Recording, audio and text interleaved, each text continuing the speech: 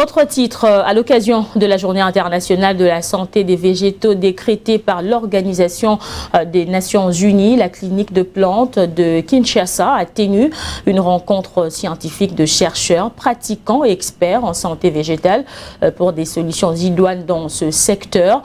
Le cadre a également servi d'exposition du projet d'appui à l'émergence d'unités de production et des commercialisations de pesticides pour renforcer la durabilité des communautés maraîchères de la capitale Kinshasa et du Congo central. Gracinema pour le reportage.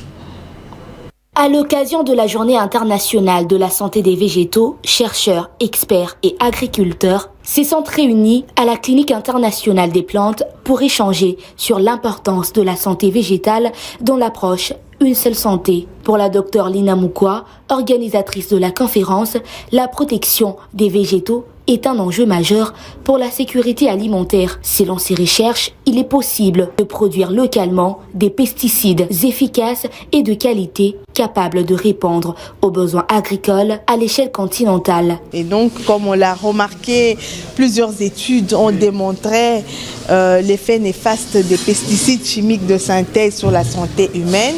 Et donc, la clinique des plantes, au vu de ce constat déjà, parce que c'est des études menées à la clinique des plantes, s'est mise à chercher des alternatives.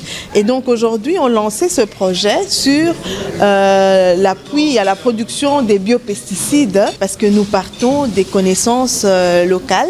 Et donc je pense que ça sera un modèle qui va inspirer l'Afrique. Interdire aux agriculteurs des méthodes destructrices, c'est bien, mais il faudrait leur montrer des alternatives pour leur permettre de continuer à travailler. Sachez que le bon état des plantes concerne directement l'homme, car il en est le premier consommateur.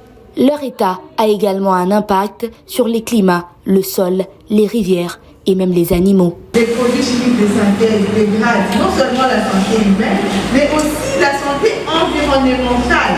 Le sol se voit impacté, mais également les rivières, les poissons, la biodiversité. Les objectifs spécifiques sont entre autres le renforcement des compétences en matière de la lutte contre les maladies des plantes, mais aussi contribuer à la protection de l'environnement. De son côté, un chercheur présent à la conférence a salué ces avancées scientifiques tout en alertant sur la crise phytosanitaire qui frappe les plantations des bananes dans l'est de la RDC où la prolifération des rongeurs ravage les cultures et aggrave la précarité des agriculteurs. La disparition des bananiers a créé une situation terrible de sécurité alimentaire qui a mobilisé pratiquement des États.